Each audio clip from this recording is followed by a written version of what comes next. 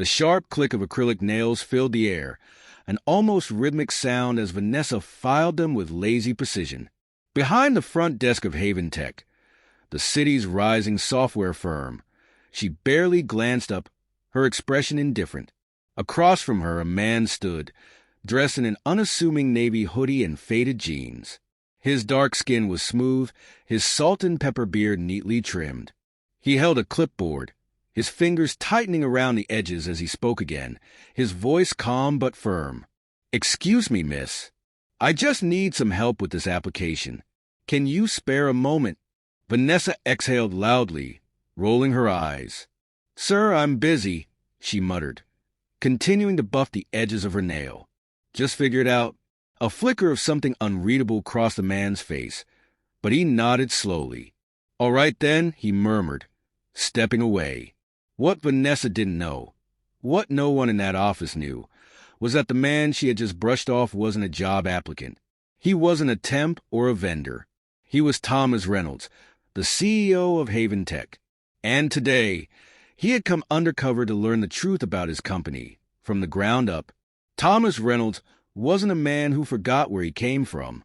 Raised in a cramped two-bedroom apartment in South Chicago, he had spent his childhood watching his mother work multiple jobs just to keep the lights on. He knew the sting of being dismissed, the frustration of feeling invisible. That experience shaped him, driving him to build something of his own, something that would create opportunities for others like him.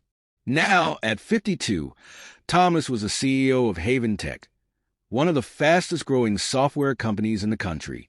But success hadn't dulled his instincts. He had built his company on the foundation of innovation and integrity, yet lately he had begun to hear murmurs, complaints from employees about a growing culture of indifference, particularly among the lower ranks. It didn't sit right with him. He had fought too hard to create a business where people mattered.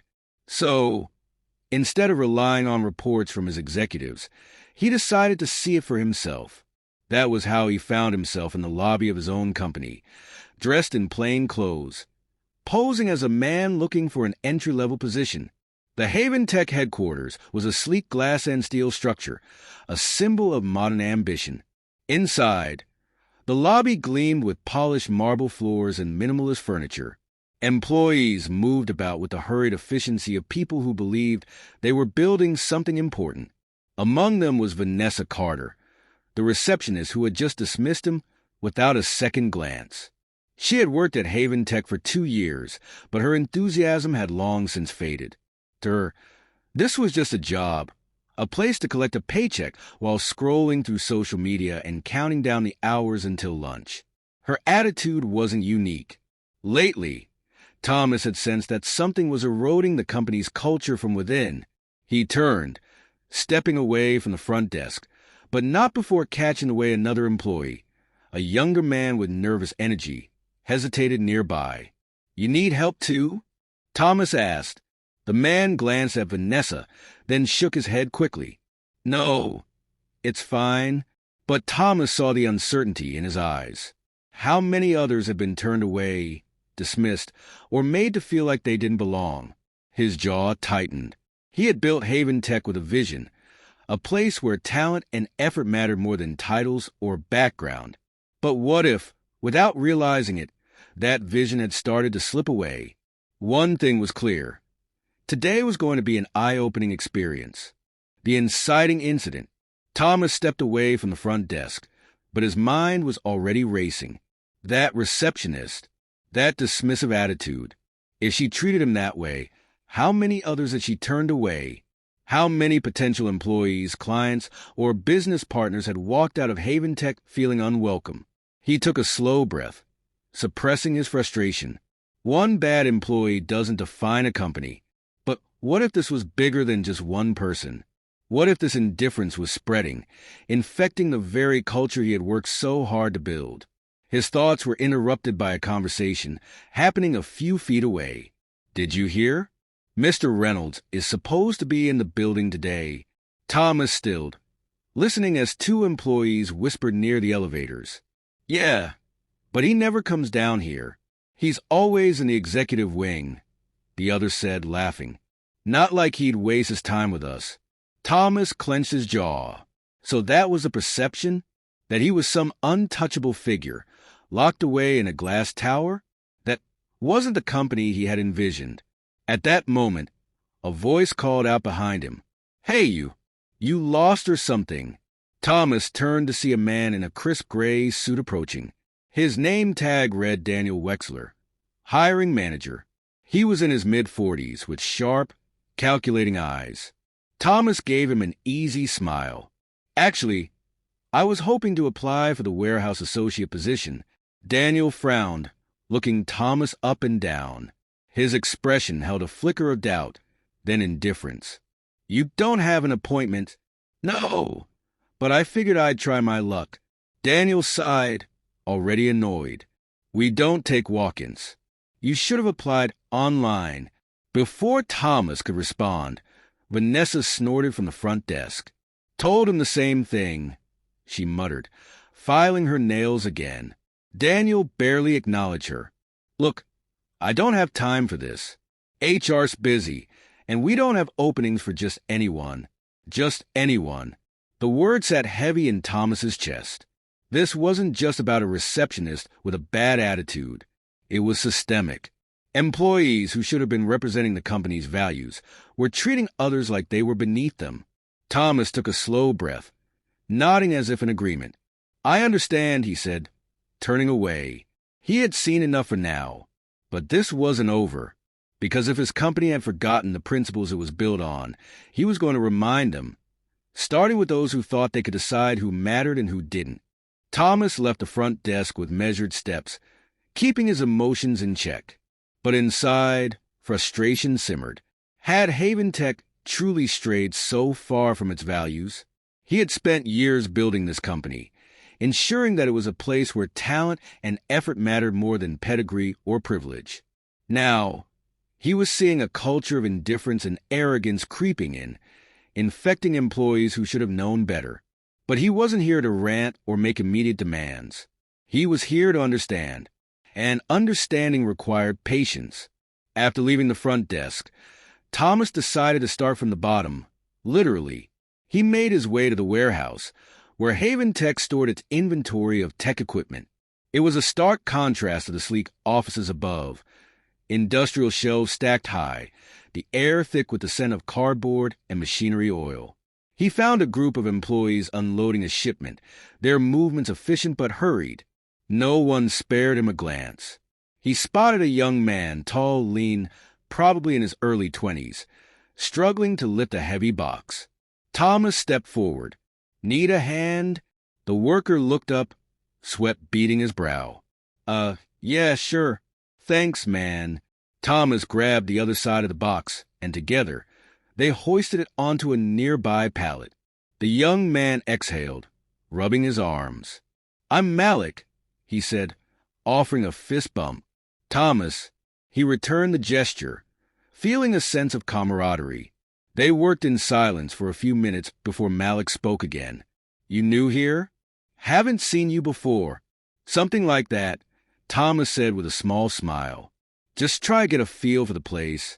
Malik chuckled dryly. "Well, here's the first thing you should know. The bosses don't care about us down here. We're just the warehouse guys." He made air quotes. "If we ask for anything, better equipment or raise, even a decent vending machine, it's always budget issues or not a priority." Thomas frowned. "That doesn't seem right." "It's not, but that's how it is." Malik shrugged. "They forget about you when you're not in a suit. They forget about you when you're not in a suit." The words hit Thomas harder than he expected. Had his leadership team truly become this disconnected? He worked alongside Malik for the next few hours, quietly observing. The warehouse team wasn't lazy. They weren't complaining for the sake of it. They were hard-working people who wanted to be treated with respect. Thomas wasn't sure what hurt more, the fact that they felt overlooked or the realization that he had let this culture take root in the first place. Later that afternoon, Thomas made his way to the employee cafeteria, carrying a lunch tray like any other worker. He scanned the room, taking in the social divisions. At one table, Supervisors laughed and chatted over their meals, their suits and polished shoes, setting them apart. Across the room, warehouse workers and junior employees ate in smaller groups, their conversations quieter, their energy more subdued. And in the corner, alone, sat a woman who looked about 40, her expression weary. Thomas recognized her badge, Linda S., accounting. He grabbed his tray and sat across from her. "Mind if I join you?" She looked up, startled. "Oh, sure." They ate in silence for a moment before Thomas spoke. "You've been here a while." Linda sighed. 17 years. Thomas raised his eyebrows. "That's impressive." She let out a humorless chuckle. "Not really. I'm still in the same position I was 10 years ago. People like me, we don't get promoted. We just get passed over." Thomas leaned forward. "Why do you think that is?" Linda hesitated, then lowered her voice. "Because we're invisible. The higher-ups don't see us. They only care about the executives, the people in fancy offices. The rest of us, we're background noise." Thomas felt a pang of guilt. How many Lindas were there in this company? Loyal, hard-working, yet overlooked. He glanced across the cafeteria and spotted Daniel Wexler, the hiring manager who had dismissed him earlier. He was laughing with a few supervisors, completely unaware that a woman who had given 17 years to this company felt forgotten. Thomas clenched his jaw. This was worse than he had imagined. Determined to see more, Thomas returned to the front desk that evening, watching from a distance as Vanessa continued to dismiss people, both applicants and employees alike. At one point, an elderly janitor approached her. "Hey, Vanessa, can you put in a maintenance request? One of the staff restrooms is leaking again." Vanessa barely looked up. "Can't you do it yourself?" The janitor hesitated. "The online portal's not working for me. Just need a quick." "I'm busy." She picked up her phone, scrolling mindlessly. Thomas had seen enough. He stepped forward. "I can help with that." Vanessa rolled her eyes. "You don't even work here." Thomas smiled. "You'd be surprised." He turned to the janitor. "What's your name?" "Charlie," the man said, surprised. Thomas extended a hand. "Nice to meet you, Charlie. Let's get that request filed." Together, they walked to a nearby computer. Vanessa scoffed, muttering something under her breath. As Thomas typed in the request, Charlie sighed. "You didn't have to do this, you know." Thomas glanced at him. "Yes, I did." Charlie smiled. "Wish more people thought like you." That was the problem, wasn't it? Too many people at Haven Tech had stopped thinking, stopped caring. That was about to change. The next morning, Thomas returned, this time with a plan. He arrived early, blending in with the warehouse team, listening, learning. But now, his mind was set on action. At precisely 10 a.m., he stepped into the main lobby. Employees moved past him, just as indifferent as before. Then, the elevator doors opened, and the real Thomas Reynolds stepped into view. This time, he wasn't a nameless applicant. He wasn't just another face in the crowd. He stood tall, exuding the quiet authority of the man who had built Haven Tech from the ground up. Vanessa saw him first. She paled, the nail file slipping from her fingers. Daniel Wexler followed, his expression morphing from confusion to horror as realization dawned. The lobby fell silent. Thomas met Vanessa's wide-eyed gaze and offered the same words she had given him. "I'm busy." Then he turned to Daniel. "We need to talk." The reckoning had begun. The air in the Haven Tech lobby was thick with tension. Employees who had once brushed past Thomas without a second glance now stood frozen, their eyes darting between him and the stunned faces of Vanessa and Daniel. Thomas took a slow step forward, his gaze locking onto the hiring manager. "Daniel," he said evenly, "let's talk in my office." Daniel swallowed hard, his face paling. "Oh, of course, Mr. Reynolds." He turned toward Vanessa. "You too." Her mouth opened, then closed. She looked around, as if hoping someone would intervene. No one did. They followed Thomas into the executive wing, up the elevator that Vanessa had probably assumed he never stepped out of. The ride was silent except for the faint hum of the cables. Daniel shifted uncomfortably, stealing glances at Thomas, while Vanessa's arms were folded tightly, her fingers gripping her own sleeves. The doors opened, and they stepped into Thomas's office, a spacious, glass-walled room with a view of the city skyline. Thomas walked to his desk but didn't sit. He turned, arms crossed, taking them both in. "Tell me something," he said calmly. "What do you think Haven Tech stands for?" Daniel licked his lips. Innovation excellence. Integrity? Thomas interrupted. Daniel nodded quickly. "Yes, of course." Thomas turned to Vanessa. "And you? What's your job here?" She bristled. "I'm a receptionist." Thomas tilted his head. "Are you?" Vanessa's lips parted slightly, unsure how to respond. "Because from what I saw," he continued, "you weren't acting as a receptionist. You were acting as a gatekeeper, deciding who was worth your time and who wasn't, treating people with indifference, dismissing those who didn't fit whatever image you had in your head." Vanessa's throat bobbed, but she stayed silent. Thomas sighed and looked at Daniel. "And you, a hiring manager who doesn't think just anyone is worth his time. You're the first step in shaping this company's future, yet you were more interested in shooing people away than actually seeing their potential." Daniel's jaw tightened. "Mr. Reynolds, I didn't mean—" Thomas raised a hand. "Don't. I don't want excuses." Silence fell over the room, thick and unyielding. Then Thomas spoke again, his voice softer but firm. "I built Haven Tech on the idea that everyone deserves a fair shot, that hard work and character matter more than titles. But what I've seen, the culture that's developed here, is exactly the opposite of what I stand for." He turned toward the window, gathering his thoughts. This was his company, his responsibility. The weight of it settled heavily on his shoulders. "I should have seen it sooner," he admitted. "I should have listened more, paid attention to the people on the ground. Instead, I trusted that my vision would carry itself." He turned back to them. "But that's not how leadership works."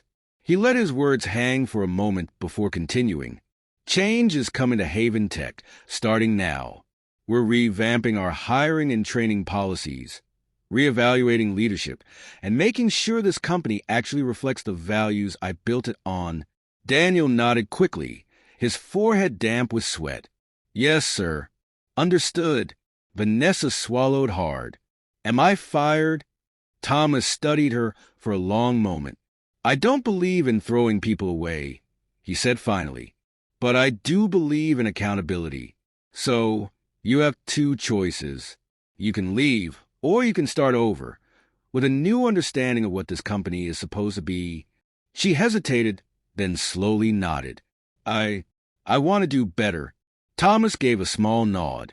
"Then prove it." He turned to Daniel. "Same goes for you." Daniel straightened. "I will." Thomas exhaled, the weight of the confrontation lifting slightly. This wasn't the end, it was just the beginning. But for the first time in a long time, he felt hopeful. The changes at Haven Tech didn't happen overnight. Culture wasn't something that could be rewritten in a memo or enforced through a few firings.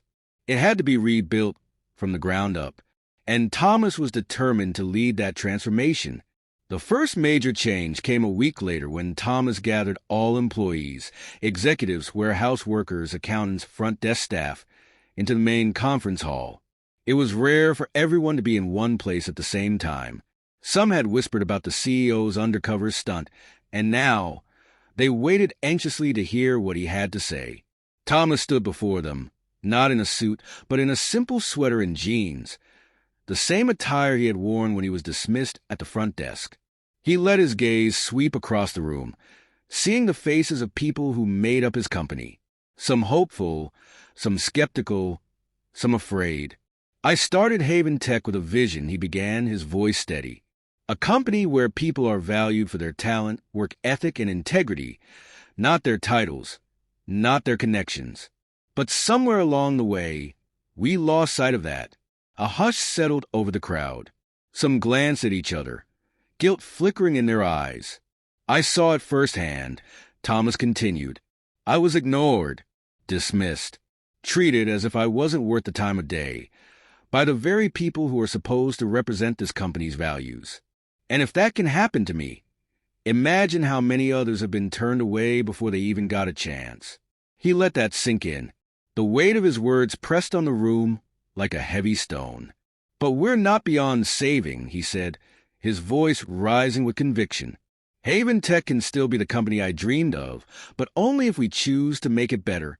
Action spoke louder than words, and Thomas knew speeches meant nothing without real change. Over the next few months, he implemented policies that forced accountability at every level, revamping hiring practices. Daniel Wexler, the hiring manager, was given a second chance under strict conditions. He now reported directly to Thomas and had to undergo extensive training on unconscious bias and equitable hiring. No more dismissing people based on appearances. Every applicant would be treated with fairness and respect. Front desk overhaul. Vanessa wasn't fired, but she was no longer the gatekeeper of Haven Tech. She was moved to a different role, one that required customer service training and mentorship under a senior HR representative. Her attitude had to change, and Thomas made it clear. If she wanted to stay, she had to earn it. Warehouse and entry-level employees were heard. Malik and his colleagues in the warehouse found themselves included in discussions about workplace conditions. Thomas visited regularly, making sure they had the resources they needed. New equipment was ordered.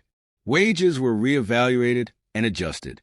Small gestures, but ones that meant everything to the people who had felt invisible for so long. Recognizing the overlooked. Employees like Linda, the accountant who had been passed over for promotions, were reassessed based on merit rather than office politics. Within months, she was promoted to a managerial role, something she had deserved for years. The biggest challenge wasn't just policies. It was mindsets. Thomas started Perspective Days, a program where executives and managers worked alongside entry-level employees for a day.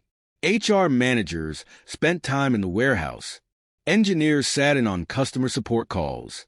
Even Thomas himself rotated between departments. People began to see what they had once ignored. The divide between corporate and staff started to fade. And little by little, Haven Tech became a place where people felt seen again. For Thomas, this journey had been more than just fixing a company. It had been a test of his own leadership. He had always believed he was a man of the people. But the truth was, he had allowed himself to become too distant. He had trusted numbers and reports more than the voices of his employees. That would never happen again. One evening, months after the changes had taken root, Thomas stood in the warehouse, watching as Malik and his co-workers joked and worked efficiently with new equipment that actually functioned. Malik caught sight of him and grinned. Didn't expect to see the big boss down here again. Thomas smiled. You'll be seeing me a lot more. Malik nodded approvingly. Good. 'Cause this place? It's starting to feel like a real team now. Thomas felt a warmth in his chest. That was all he had ever wanted. By the end of the year, Haven Tech was not just a more successful company. It was a stronger community. Employee satisfaction rose. Productivity increased, and turnover dropped significantly. But more than that, respect had been restored. Because no matter how advanced technology became, no matter how much money was made, one truth remained. A company is only as strong as the people who build it. And in Haven Tech, every person mattered. 1 year later, Haven Tech was nearly unrecognizable. Not in its branding or products, but in its culture. The lobby, once a place of quiet dismissiveness, was now welcoming and inclusive. The receptionist's desk, now occupied by a trained and attentive staff, greeted every visitor with respect. Job applicants were treated as potential assets, not inconveniences. Vanessa had transformed, proving that people can change when given the right leadership. She had completed customer service training and was now an employee relations specialist, using her past mistakes to help others navigate the workplace with empathy. Daniel, the once dismissive hiring manager, had restructured his entire approach to recruitment. He personally championed an apprenticeship program that gave underrepresented candidates a real shot at success.